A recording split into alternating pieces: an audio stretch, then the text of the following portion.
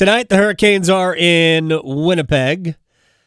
The Seattle Kraken tomorrow will be playing the Pittsburgh Penguins, who right now are first in the wild card.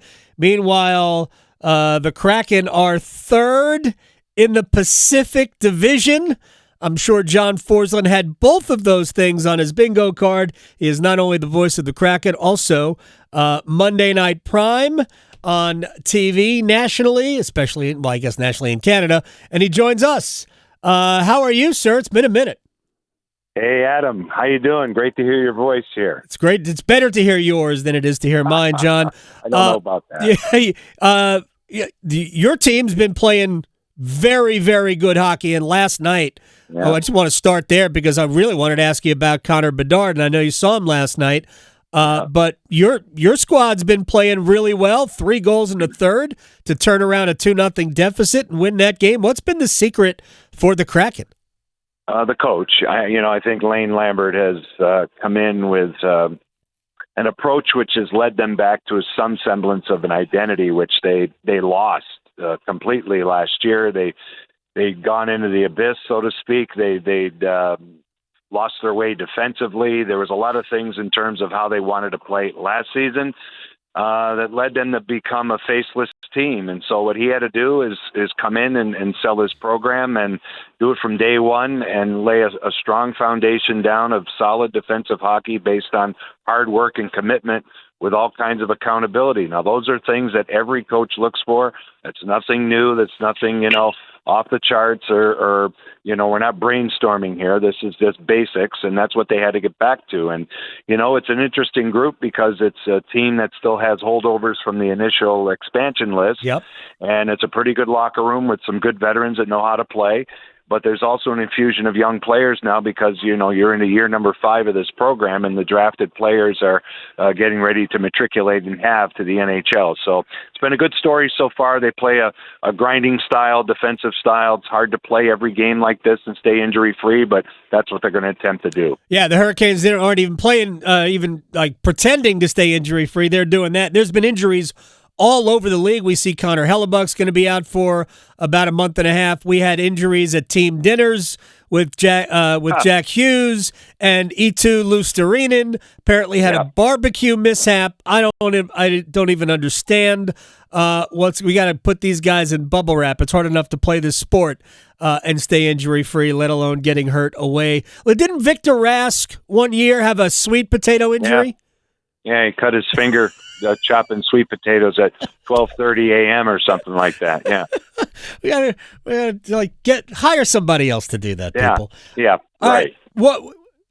Especially out west, maybe, I don't know. I've seen all of these players play. I've seen Macklin, Celebrini. Actually, I've only seen a little bit of Connor Bedard, but I've seen Celebrini. I've seen Leo Carlsson. There are, just an influx of brilliant young players that are turning the league upside down, and suddenly San Jose looks good. Chicago looks good. I thought Anaheim was going to be good before the year. They're better. I know they've had a couple of struggles lately. What do you make of this young talent? Well, it's a new generation that's not too far behind the generation that's in play and has been in play for a few years. And then there's the older generation, the Crosbys, Malkins, Ovechkins. They're still getting it done, right? So it's a 20-year time frame that we're working off of here. But you're seeing the baton be handed to some players right now who play the game at a high rate of speed, are willing to learn how to play at the NHL level, which means you have to take care of both ends of the rink. They're all doing that. Chicago's a team that not only has Bedard and Frankie Nazar and some terrific young forwards, but they have a boatload of young defensemen that are going to grow together and going to help them. And that's a key, that's a big key in terms of building a team. So, this is an exciting time to be in and around the NHL. It's not accidental. We've heard about these players before they got here. Now they're here, and now they're taking a step. And in Bedard's case, it's been, you look at his stats, and his stats have been terrific, but his play has matured to a level right now that I think he's accepting himself. He's not putting as much pressure on himself, according to people that are around him every day. And because of that, it doesn't mean he's looser. It just means he's looking at life differently, and it's helping him psychologically. And I think that's a key with a lot of these younger players on the way up, much like the young generation, is, the mental side of things and how they handle the pressure and the criticism and the things that come their way, and who coaches them and how. And in Anaheim, you have a great, great story going with Joel Quenneville. Right. I'm not going to get into what he went through. I think he's paid his price for that, but he's back now.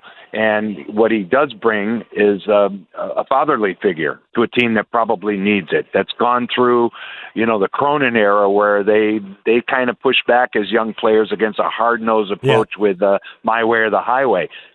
Quenneville's different that way. Brind'amour is exceptional in terms of reaching young players and understanding how to communicate and how to get them to buy into a program. The collective game of the Hurricanes, we saw it the other night in Minnesota. That's a perfect example of a team and that's how you have to play today, because you will have attrition, you will have injuries, and so you have to have a team game in place. Yeah, well, I'm going to ask you about Jackson Blake in a little bit, but I want to go to the other end of the extreme. We see some surprising things, from the likes of Chicago and San Jose and Anaheim, who leads the Pacific Division. I didn't even mention Jackson Lacombe, Zellweger and Seneke. They've got so many good players and a great young goalie in Dostal. But on the other hand, you've got Toronto. That is, like, I was shocked. They were like home underdogs to Columbus the other day. I mean, not that the betting line means anything, but that meant something when I saw that. Because Columbus is good, but Columbus is certainly not great. Toronto is struggling. Edmonton is really struggling. We know Florida would because of the injuries. Tampa's not clicking at all yet. What do you make of teams like that? Well, the problem is time, and what you have to do when you look at all these circumstances, how these teams going to reach back for what they expect to be, and when's it going to happen. And before long, you're running out of, real estate, because the schedule is compressed as much as it is because of the Olympics. That's creating an interesting scenario, because you can't recover from injury. You don't have time to practice. So the roller coaster, if it's going the wrong way, you can't stop it. You can't put your finger where it needs to go to kind of, prevent any more things from happening. And when you look at Toronto, it started with Mitch Marner. Yep. It started with a player who was labeled as the problem. When you take a high-end player off your roster, and a guy that not only can get you 100 points but kills penalties, anchors your power play, does a lot of things right, and you blame him for every playoff loss. That's hard, and I can't reinforce enough, and I say it over and over again, how hard it is to make the playoffs in the National Hockey League. And when you're there year in and year out, I think fan bases get spoiled, and they expect it, and they don't understand that they're grinding to get there. The Hurricanes are an example again of that. They've got significant injuries, and their play is good at times, great at times, and not so good at times, like everybody else. But they somehow managed to win, and that's the difference. And with Toronto, oh boy, they when the media starts convening and you're answering questions, and they don't give you any room to breathe. Some of those other circumstances, like Florida, it's obvious injuries to top-end players, and they've played a lot of hockey in 3 years, and I'm not sure what they have left in the second half. We'll see. Tampa Bay will eventually, they won a big game last night in overtime. They're kind of playing better than they were. They're okay. But in the West, you look at Edmonton, I think they're paying a price for looking at a roster that's too top-heavy, with two world-class players, and they're different. They're way different than they were. They keep subtracting guys and adding guys that just don't play the same way as the guys did the previous season, and their goaltending is severely in question. So those are the things they're looking at with some of the teams right now that are trying to grasp and get back to where they need to go. Yeah, we obviously just saw Edmonton here, and Carolina lost in overtime, and honestly, Carolina dominated the game. Should have beaten Edmonton flat out, but they got Hall of Famed. when you've got Draisaitl and Yeah. McDavid on the ice together, and Carolina made some mistakes that had them out there with Zach Hyman, I guess after an icing, it was pretty obvious what was about to happen.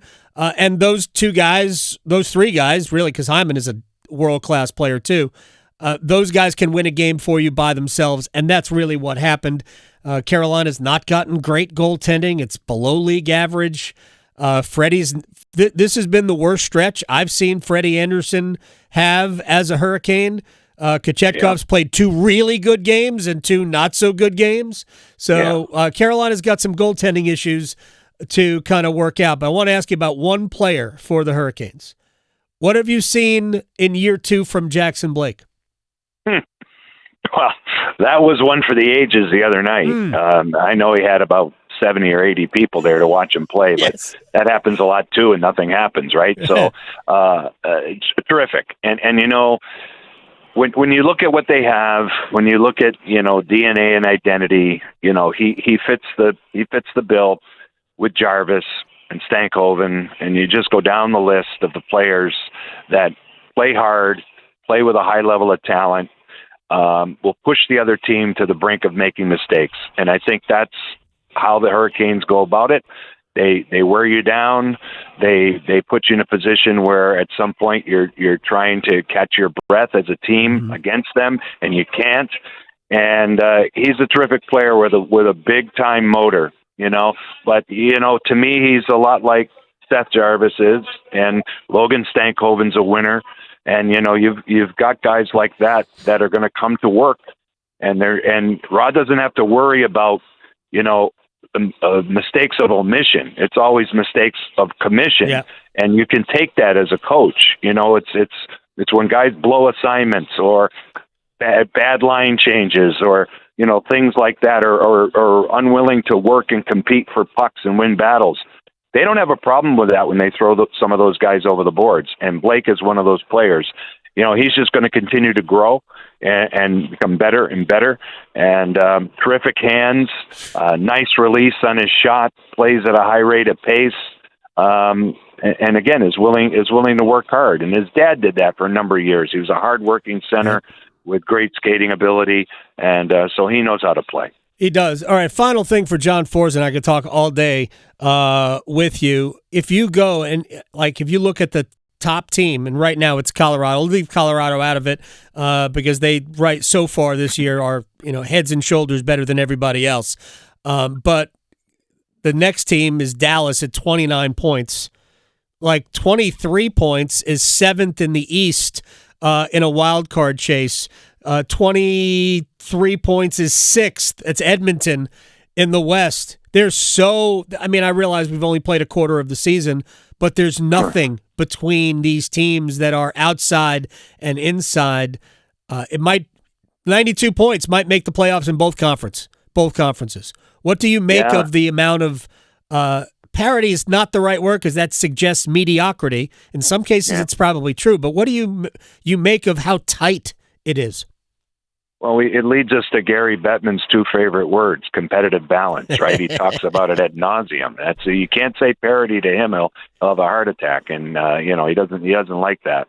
But that's the nature of the NHL. And in this season, getting back to the compressed schedule, that's where it's going to be interesting to see.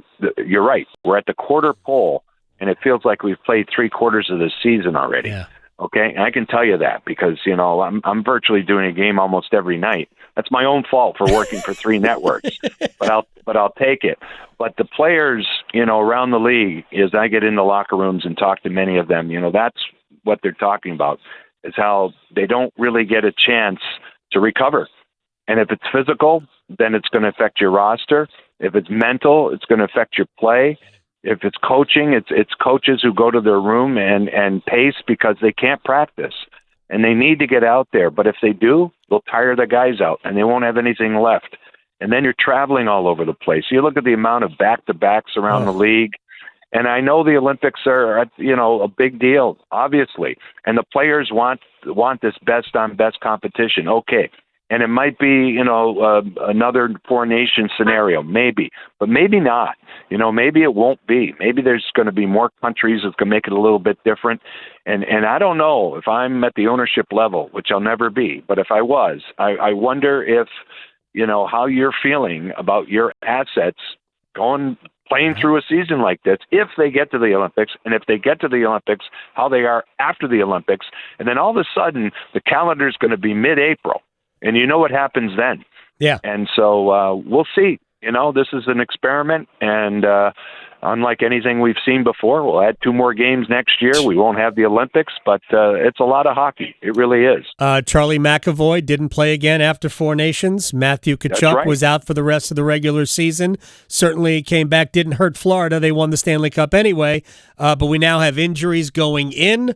And who knows how that impacts everything. John Forslund, the voice of the Kraken, Amazon Prime in Canada, and, of course, TNT. Mr. John Forslund, I appreciate your time, sir. Can't wait to hear you and see you soon.